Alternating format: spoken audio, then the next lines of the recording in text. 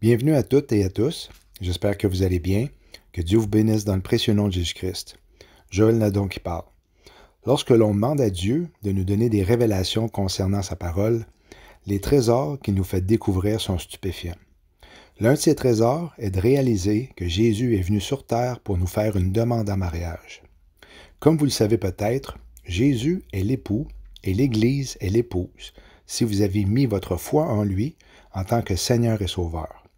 Lui qui est mort pour nos péchés, afin que nous soyons pardonnés une fois pour toutes. Il a souvent fait référence au mariage lorsqu'il enseignait. Et parce qu'il est juif, notre mariage se fera comme le voulait la tradition juive du temps de sa venue.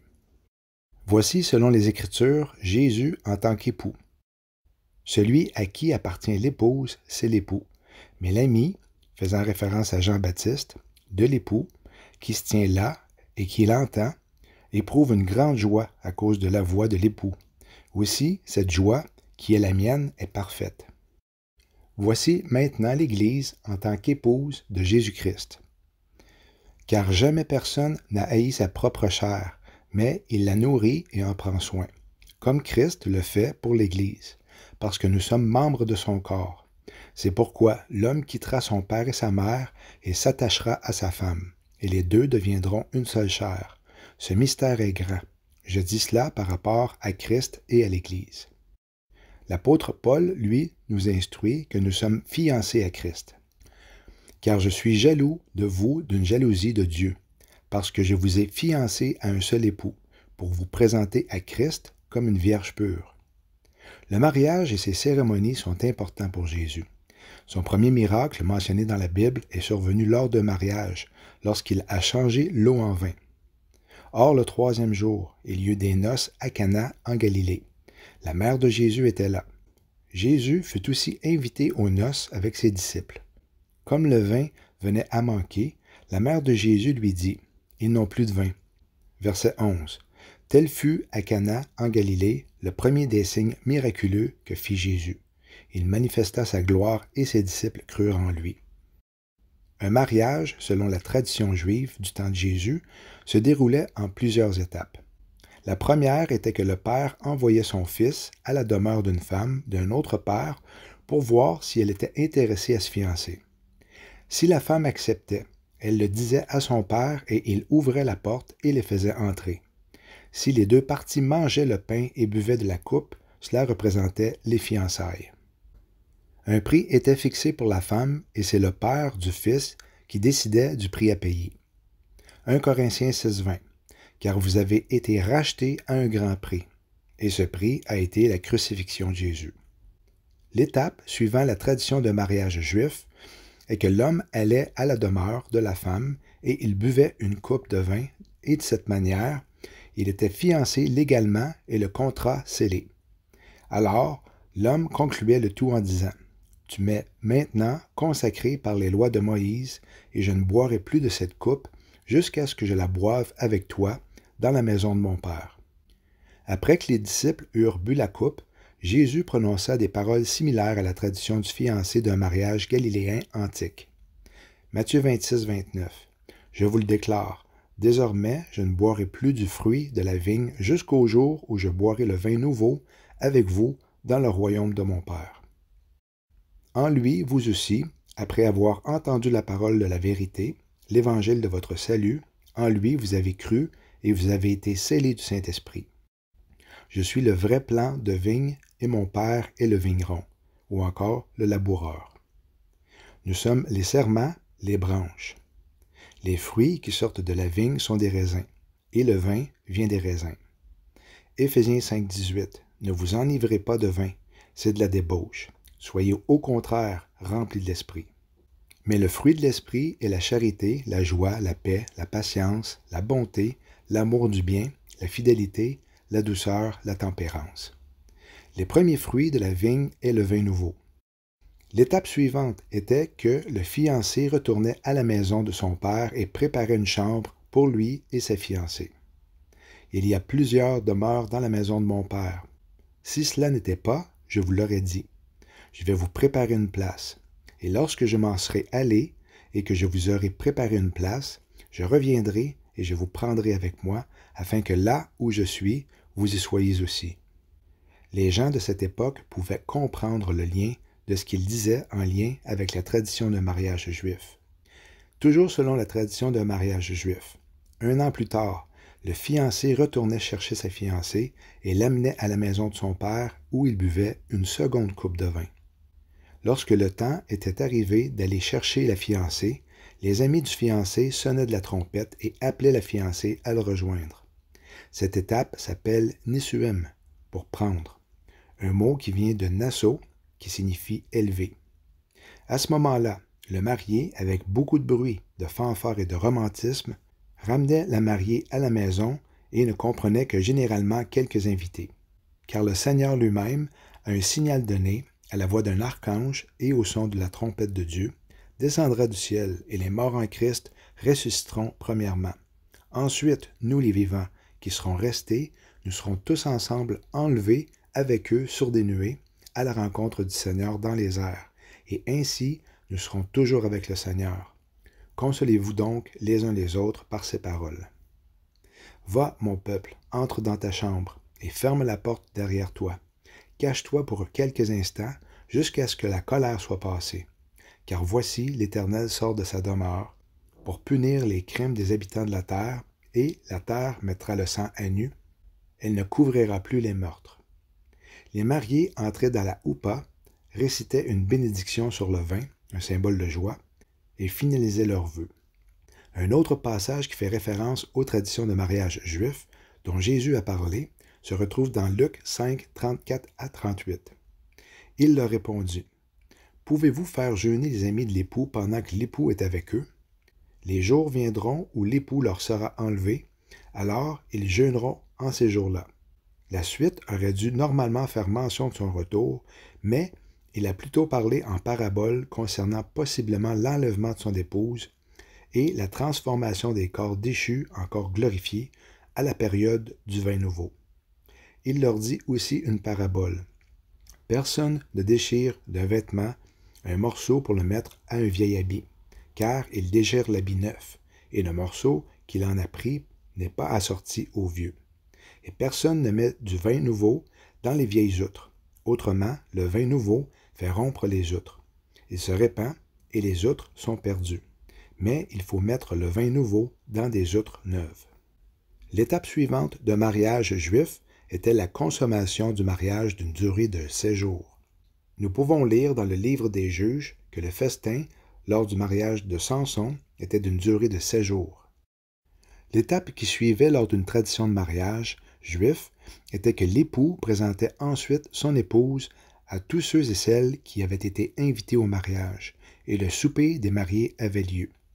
Apocalypse 19, 7. Réjouissons-nous et soyons dans l'allégresse, et donnons-lui gloire, car les noces de l'agneau sont venues, et son épouse s'est préparée. Apocalypse 19, 11 à 16 décrit le Seigneur Jésus, l'époux qui descend du ciel après la tribulation de 7 ans, accompagné de son épouse, l'armée qui était revêtue d'un fin lin blanc pur. Car le Seigneur, notre Dieu Tout-Puissant, est entré dans son règne, d'une durée de 1000 ans, car les noces de l'agneau sont venues, et son épouse s'est préparée, et il lui a été donné de se revêtir d'un fin lin éclatant pur. Alors l'ange me dit, « Écris, heureux ceux qui sont appelés ou invités au banquet des noces de l'agneau. » Matthieu 24 est un résumé de la tribulation de 7 ans. Ensuite, Matthieu 25 est le retour physique de Jésus sur terre pour faire le tri entre les brebis, qui représentent ceux qui sont sauvés, et les boucs, ceux qui ont rejeté l'offre de Dieu d'être avec lui pour l'éternité. Parlons maintenant de la fête du vin nouveau qui est biblique. Elle est mentionnée dans le livre d'Exode lorsque Aaron déclare qu'il y aurait une fête en l'honneur de l'Éternel. Exode 32, 1 à 6. Le peuple, voyant que Moïse tardait à descendre de la montagne, s'assembla autour d'Aaron et lui dit, « Allons, fais-nous un Dieu qui marche devant nous, car ce Moïse, cet homme qui nous a fait sortir du pays d'Égypte, nous ne savons ce qu'il est devenu. » Aaron leur dit, « ôtez les anneaux d'or qui sont aux oreilles de vos femmes, de vos fils et de vos filles, et apportez-les-moi. » Et tous ôtèrent les anneaux d'or qui étaient à leurs oreilles, et ils les apportèrent à Aaron. Il les reçut de leurs mains, jeta l'or dans un moule et fit un veau en fonte. Et ils dirent, Israël, voici ton Dieu qui t'a fait sortir du pays d'Égypte. Lorsque Aaron vit cela, il bâtit un autel devant lui et il s'écria, Demain, il y aura fête en l'honneur de l'Éternel. Le lendemain, ils se levèrent de bon matin et ils offrèrent des holocaustes et des sacrifices d'action de grâce. Le peuple s'assit pour manger et pour boire. Puis ils se levèrent pour se divertir. Le mot chata en hébreu pour boire veut dire festoyer. On peut présumer que du vin était consommé. Il est important de savoir que les holocaustes étaient sérieux pour Dieu dans l'Ancien Testament. Lévitique 10, 1 et 2. Les fils d'Aaron, Nadab et Abihu, prirent chacun un brasier, y mirent du feu et posèrent du parfum dessus. Ils apportèrent devant l'Éternel du feu étranger, ce qu'il ne leur avait point ordonné. Alors le feu sortit de devant l'Éternel, et les consuma, ils moururent devant l'Éternel. Tout indique que le passage d'Exode 32 était la fête du vin nouveau. Cette fête est une fête juive prescrite dans le manuscrit Q11 du Temple du Qumran, un document retrouvé parmi les manuscrits de la Mer Morte. Le prochain passage qui va vous être présenté est pris de la Bible Septante. La Septante est la première traduction grecque de l'Ancien Testament, environ 2 siècles avant Jésus-Christ.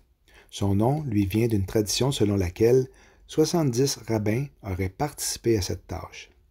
La légende veut même que, chacun d'eux ayant été enfermé séparément dans une cellule, y en soit sorti avec des traductions en tout point identiques. Et voici le passage qui nous informe de façon définitive que l'événement d'Exode 32, 18 est la fête du vin nouveau, alors que Moïse et Josué redescendaient la montagne en direction du peuple. Et Moïse dit, « Ce n'est pas la voix de ceux qui commencent la bataille, ni la voix de ceux qui commencent le cri de défaite, mais la voix de ceux qui commencent le banquet du vin que j'entends. » Les 2 passages que nous venons de lire se sont déroulés après que Moïse soit monté à la rencontre de Dieu, suivant la fête des semaines. Donc, le banquet du vin s'est déroulé 50 jours après la fête des semaines ou encore Shavuot. C'est en faisant le décompte des jours qu'on peut le découvrir. Exode 19, 1 nous informe que le 3e mois après leur sortie du pays d'Égypte, les enfants d'Israël arrivèrent ce jour-là au désert du Sinaï. Ce jour-là était donc le 15 du mois de Sivan pour la fête de Shavuot ou encore la fête des semaines. Cette fête est celle des premiers fruits du blé. Les premiers 3 jours nous sont révélés dans Exode 19, 11, qu'ils soient prêts pour le 3e jour, car le 3e jour l'Éternel descendra aux yeux de tout le peuple sur la montagne de Sinaï. La gloire de l'Éternel reposa sur la montagne de Sinaï et la nuée la couvrit pendant 6 jours. Le 7e jour, l'Éternel appela Moïse du milieu de la nuée. Donc, jusqu'à maintenant, on peut compter 10 jours depuis l'arrivée du peuple hébreu au mont Sinaï après leur exode de l'Égypte. 40 jours se sont ensuite déroulés lorsque Moïse était sur la montagne pour un total de 50. Exode 24, 18. Moïse entra au milieu de la nuée et il monta sur la montagne. Moïse demeura sur la montagne 40 jours et 40 nuits. Le mot Pentecôte en grec, au 2e chapitre du livre des Actes, veut dire 50e jour.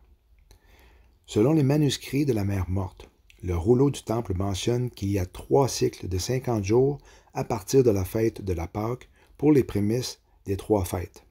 Ainsi, le premier cycle de 50 jours débutant à la Pâque nous amène à Shavuot, qui est les prémices de la récolte du blé. Le 2e cycle de 50 jours est la fête du vin pour les prémices de la récolte des raisins. Et le 3e cycle de 50 jours est la fête de l'huile pour les prémices de la récolte des olives. La Bible confirme les mêmes prémices en ordre dans le livre de Deutéronome. Deutéronome 18, 4. Tu lui donneras les prémices de ton blé, de ton moût et de ton huile. Nous avons été enseignés que la fête de la Pentecôte soit en même temps que celle de la fête des semaines, aussi connue sous le nom de Shavuot. Il y a 2 passages dans le livre des Actes qui semblent dire le contraire. Le premier passage qui me fait douter que la fête ne pouvait pas se passer dans cette période de l'année se trouve au 2e chapitre, alors que l'apôtre Pierre réplique à ceux qui disaient qu'ils étaient ivres du vin nouveau, que c'était la 3e heure. Acte 2, 12 à 15. Ils étaient tous dans l'étonnement, et, ne sachant que penser, ils se disaient les uns aux autres, « Que veut dire ceci? » Mais d'autres se moquaient et disaient, « Ils sont pleins de vin doux. » Alors Pierre, se présentant avec les 11, éleva la voix et leur parla en ces termes. « Hommes juifs, et vous tous qui séjournez à Jérusalem, sachez ceci, et prêtez l'oreille à mes paroles. Ces gens ne sont pas ivres, comme vous le supposez, car c'est la 3e heure du jour. Selon le rituel du jour pour la fête du vin, le prêtre sacrificateur déversait le vin sur l'autel à la 3e heure, et c'est ensuite qu'il pouvait être bu. Alors, lorsque certains Juifs de différentes nations affirmaient que les disciples étaient ivres, l'apôtre Pierre avait répliqué en disant que ce n'était pas possible parce que c'était la 3e heure. Cela voulait dire que la journée de la descente du Saint-Esprit venait de se produire, le jour de la fête du vin, parce que l'apôtre Pierre confirmait la journée de la fête en disant que c'était la 3e heure et que le prêtre sacrificateur devait verser le vin avant sa consommation et le pourquoi que les disciples ne pouvaient pas être ivres. Ce qui veut dire que Jésus, qui était au ciel en tant que prêtre sacrificateur, est celui qui a déversé de son esprit sur les 120 disciples. Or, cette espérance ne trompe pas, parce que l'amour de Dieu est déversé dans notre cœur par le Saint-Esprit qui nous a été donné.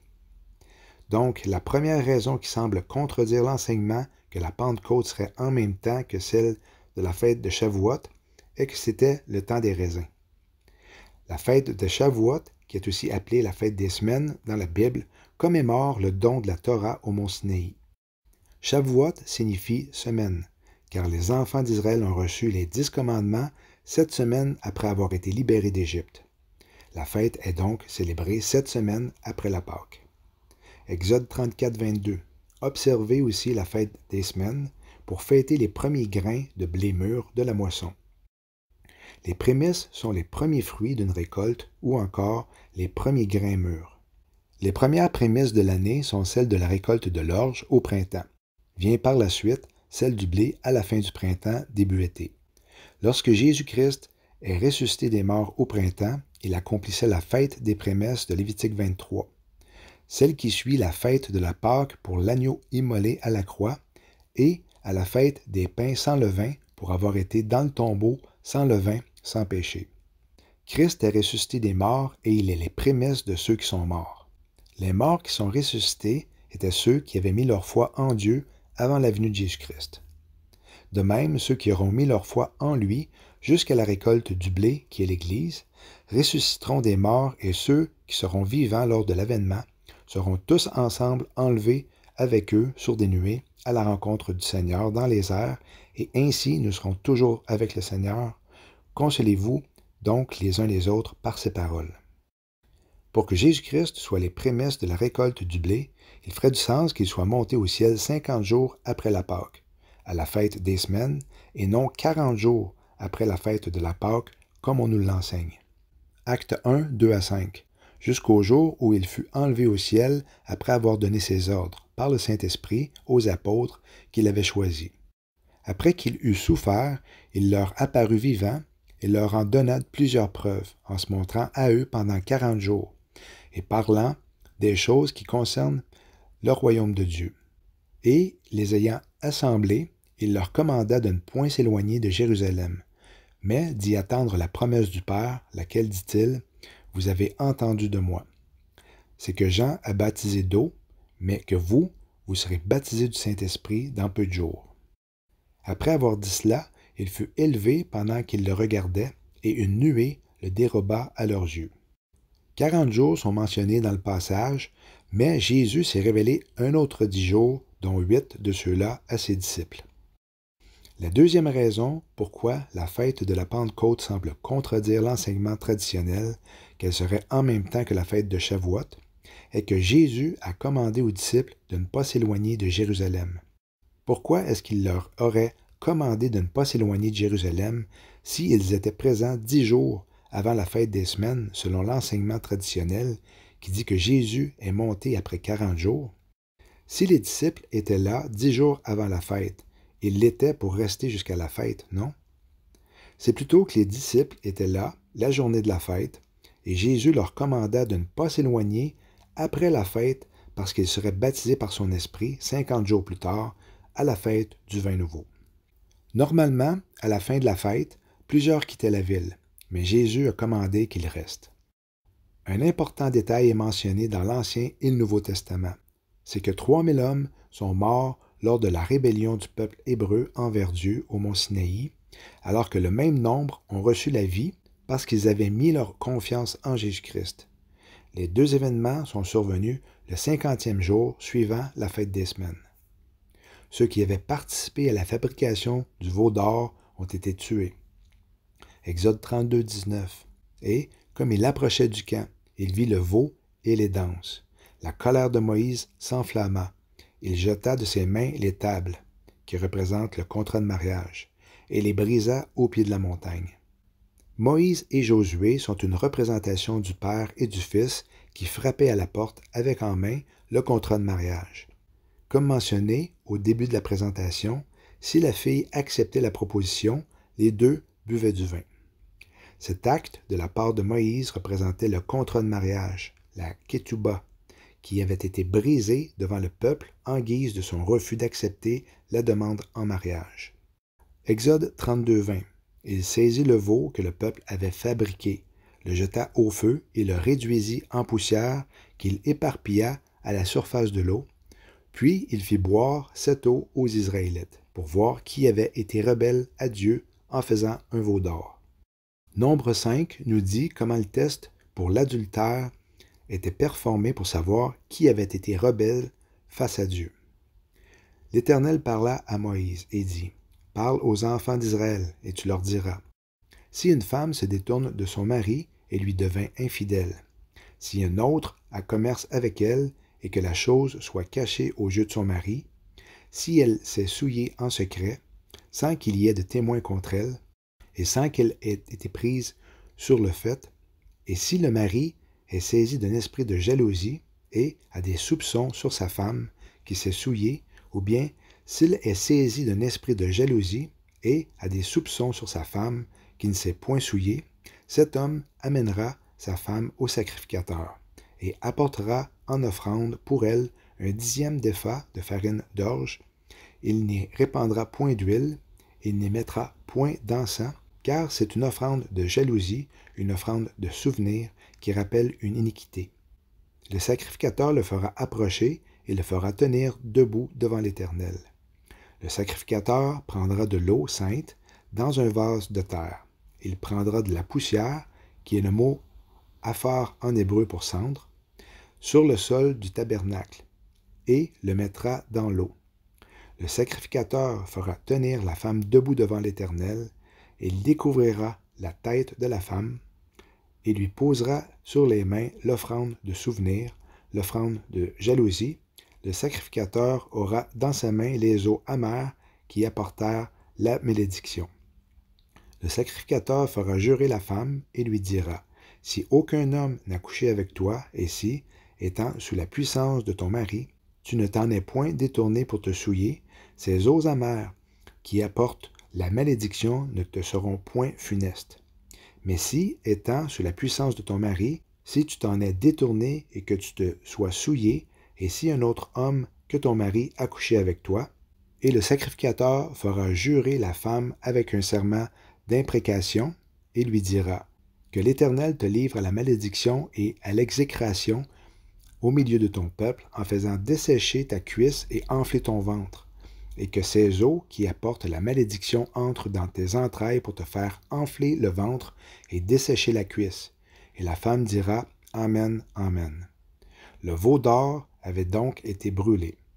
Les cendres étaient par la suite versées dans des coupes et bues par le peuple. C'est ainsi que ceux et celles qui avaient commis l'adultère envers Dieu avaient été exécutés. Moïse vit que le peuple était livré au désordre et qu'Aaron l'avait laissé dans ce désordre, exposé à l'opprobre parmi ses ennemis. Moïse se plaça à la porte du camp et dit: « À moi ceux qui sont pour l'Éternel, Et tous les enfants de Lévi s'assemblèrent auprès de lui, et leur dit, Ainsi parle l'Éternel, le Dieu d'Israël, que chacun de vous mette son épée au côté, traversez et parcourez le camp d'une porte à l'autre, et que chacun tue son frère, son parent. Les enfants de Lévi firent ce qu'ordonnait Moïse, et environ 3000 hommes parmi le peuple périrent en cette journée. La période du vin nouveau est du 3e au 15e jour du mois de Av. Le mois de Av est le 5e mois du calendrier hébreu, qui cette année sera du 28 juillet au 9 août. La dernière journée de cette fête, qui est le 15 de Av, est appelée Toubiav.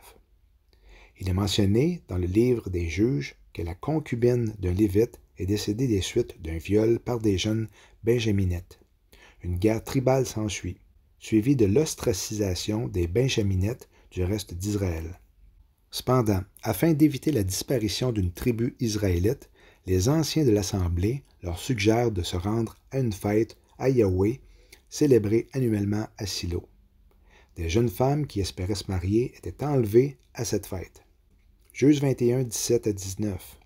Et ils dirent que les réchappés de Benjamin conservent leur héritage, afin qu'une tribu ne soit pas effacée d'Israël. Mais nous ne pouvons pas leur donner de nos filles pour femmes, car les enfants d'Israël ont juré en disant, Maudit soit celui qui donnera une femme à un Benjamite. Et ils dirent, Voici, il y a chaque année une fête de l'Éternel à Silo. Anne, mentionnée dans le premier livre de Samuel, priait et était accusée d'être ivre à la même période de l'année. 1 Samuel 1,9. Anne se leva après que l'on eut mangé et bu à Silo. Anne parlait dans son cœur et ne faisait que remuer les lèvres, mais on n'entendait point sa voix. Élie pensa qu'elle était ivre, et il lui dit, « Jusqu'à quand seras-tu dans l'ivresse? Fais passer ton vin. » Anne répondit, « Non, mon Seigneur, je suis une femme qui souffre en son cœur, et je n'ai bu ni vin ni boisson enivrante, mais je répandais mon âme devant l'Éternel. Ne prends pas ta servante pour une femme pervertie, car c'est l'excès de ma douleur et de mon chagrin qui m'a fait parler jusqu'à présent. » Dans le cours de l'année, Anne devint enceinte et elle enfanta un fils, qu'elle nomma Samuel, car, dit-elle, je l'ai demandé à l'Éternel. Anne était inspirée de l'esprit et non intoxiquée lorsqu'elle avait invoqué Dieu de devenir enceinte. Le livre de Ruth raconte l'histoire d'une femme qui s'est mariée durant la période du vin nouveau, qui semble être une figure du temps de l'enlèvement de l'Église. Et la voici. Naomi représente Israël. Ainsi revinrent du pays de Moab Naomi et sa belle-fille Ruth la Moabite. Elles arrivèrent à Bethléem au commencement de la moisson des orges, qui concorde avec la renaissance de la nation d'Israël le 14 mai 1948. Ruth est une figure d'une épouse non juive, qui est l'Église qui se mariera à Boaz, un type de Jésus-Christ. Elle resta donc avec les servantes de Boaz pour l'année jusqu'à la fin de la moisson des orges et de la moisson du froment. Ruth se maria avec Boaz à la fin de la moisson du blé, au temps du vin nouveau. Lévitique 26,5 le confirme. À peine aurez-vous battu le blé que vous toucherez à la vendange, qui est le début de la moisson des raisins. Ruth 3,7. Boaz mangea et but, et son cœur était joyeux. Il alla se coucher à l'extrémité d'un tas de gerbes. Ruth vint alors, tout doucement, découvrit ses pieds et se coucha. Naomi lui dit, « Maintenant, ma fille, reste là jusqu'à ce que tu saches comment les choses tourneront, car cet homme ne se donnera aucun répit avant d'avoir réglé cette affaire aujourd'hui. » La demande en mariage et le mariage se sont faits le même jour. Cette instance semble être prophétique du mariage de l'Église au ciel juste après que l'enlèvement ait eu lieu. Le 9 de Av, selon le calendrier civil juif, est le 9e jour du 11e mois. Le calendrier civil étant différent de celui de la Bible, puisque le mois de Av dans la Bible est le 5e mois de l'année. Le calendrier civil est comme l'ancien calendrier du temps de Noé. Comme nous allons le voir, Noé a ouvert la fenêtre de l'arche le 9 de Av, un 9-11, pour laisser partir un corbeau qui est une représentation de l'esprit de Satan, comme dans le livre de Job, dans lequel est cité « L'Éternel dit à Satan, « D'où viens-tu donc? » Celui-ci lui répondit, « Je viens de parcourir la terre et de la sillonner. » Genèse 8.4. Le 7e mois, le 17e jour du mois, l'arche s'arrêta sur les montagnes d'Ararat, qui signifie en hébreu « la malédiction est renversée ». Le 17e jour du premier mois, qui débute au mois de Nissan selon le calendrier biblique, est survenue la résurrection du Seigneur et Sauveur Jésus-Christ. La malédiction avait été renversée, telle que mentionnée au temps de Noé. Genèse 8, 5 à 7. Les eaux allèrent en diminuant jusqu'au 10e mois. Le 10e mois, le premier jour du mois, apparurent les sommets des montagnes. Au bout de 40 jours, qui se trouve à être le 9 de Av à cause des 40 jours qui avaient débuté le premier jour du 10e mois, Noé ouvrit la fenêtre qu'il avait faite à l'arche, qui est une représentation de Jésus-Christ et de sa protection. Il lâcha le corbeau, qui est une figure de l'esprit de Satan, qui sortit, partant et revenant jusqu'à ce que les eaux eussent séché sur la terre. C'est aussi à cette occasion que la colombe, qui est une représentation du Saint-Esprit, fut relâchée, mais est revenue à l'arche où elle fut prise par Noé. Le mot pour prise signifie prendre en mariage. Genèse 8, 8 et 9. Il lâcha aussi la colombe pour voir si les eaux avaient diminué à la surface de la terre. Mais la colombe ne trouva aucun lieu pour poser la plante de son pied, et elle revint, l'Esprit de Dieu, à lui dans l'arche, car il y avait des eaux à la surface de toute la terre. Il avança la main, la prit, prendre en mariage, et la fit rentrer auprès de lui dans l'arche. Car le mystère de l'iniquité agit déjà. Il faut seulement que celui qui le retient encore ait disparu, et alors paraîtra l'impie. Celui qui le retient étant le Saint-Esprit à travers les croyants. C'est donc après l'enlèvement de l'Église que l'Antéchrist fera son apparition. Il attendit encore 7 autres jours, et il lâcha de nouveau la colombe hors de l'arche. La colombe revint à lui sur le soir, et voici, une feuille d'olivier arrachée était dans son bec. Les 7 jours, qui est une figure de l'Église qui est au ciel pendant les 7 ans de tribulation, ressort avec Jésus-Christ pour régner sur terre, alors que la feuille d'olivier, qui représente la paix, et que la paix dominera pour une période de 1000 ans. Noé bâtit un autel à l'Éternel, et il offrit des holocaustes sur l'autel. Il but du vin et devint ivre. Le fait qu'il offrit des holocaustes sur l'autel et qu'il but du vin et devint ivre nous indique clairement que cette période était la période du vin nouveau. Le 9 de Av a été la journée que le corbeau qui représente l'esprit de Satan est sorti. Curieusement, le 9 de Av est la 666e journée depuis l'attaque du Hamas en Israël le 7 octobre 2023. C'est le 9 de Av également que le mauvais rapport des 10 espions a été rapporté du temps de Moïse alors qu'ils avaient exploré la terre que Dieu voulait leur offrir. Leur exploration a été effectuée lors de la période du vin nouveau puisque c'était le temps des premiers raisins. Nombre 13, 23. Ils arrivèrent jusqu'à la vallée d'Escol, où ils coupèrent une branche de vigne avec une grappe de raisin, qu'ils portèrent à 2 au moyen d'une perche. Le Talmud raconte une histoire dramatique selon laquelle, lorsque les Israélites erraient dans le désert, chaque année, dans la nuit du 9 de Av, le jour de deuil national, chaque membre de la génération de l'Exode creusait une tombe et y dormait. Le lendemain matin, quelques 15 000 personnes étaient retrouvées mortes dans leur tombe et les autres sortaient de leur tombe.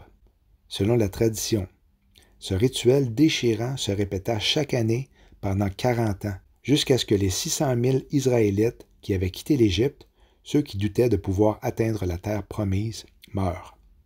Ce n'est que le jour où tous les membres de la jeune génération sortirent de leur tombe que la communauté d'Israël fut enfin digne d'hériter de la terre promise. Un autre passage dans la Bible qui symbolise l'enlèvement à la fête du vin nouveau est celui de Samson, que Dieu s'est servi pour juger 3000 personnes, le même nombre que du temps de Moïse et du temps des Actes. Quelque temps après, à l'époque de la moisson du blé, il alluma les flambeaux, lâcha les renards dans les blés des Philistins et embrasa les tas de gerbes, le blé sur pied et jusqu'aux plantations d'oliviers. Les Philistins le saisirent et lui crevèrent les yeux, et ils firent descendre à Gaza, et le lièrent avec des chaînes d'airain. Ils tournaient la meule qui s'effectue à la fin de la moisson du blé, dans la prison. Or, comme ils avaient le cœur joyeux, ils dirent, « Faites venir Samson et qu'il nous divertisse. » Ils appelèrent donc Samson et le tirèrent de la prison. Et il jouait devant eux, et ils le firent tenir entre les piliers. Il y avait sur le toit environ 3000 personnes, hommes et femmes, qui regardaient Samson jouer. La chambre haute, où étaient réunis les 120 disciples lorsqu'ils reçurent le Saint-Esprit, était à l'étage supérieur de la maison aussi. Il poussa de toutes ses forces, et le bâtiment s'écroula sur les princes et sur toute la foule qui s'y trouvait. Voilà pour ce qui en est de la période du vin, qui pourrait être la rédemption de notre corps, que je prie dans le nom de Jésus. Car nous savons que, jusqu'à présent, toute la création soupire et souffre les douleurs de l'enfantement. Et ce n'est pas elle seulement, mais nous aussi, qui avons les prémices de l'Esprit. Nous aussi, nous soupirons en nous-mêmes, en attendant l'adoption, la rédemption de notre corps.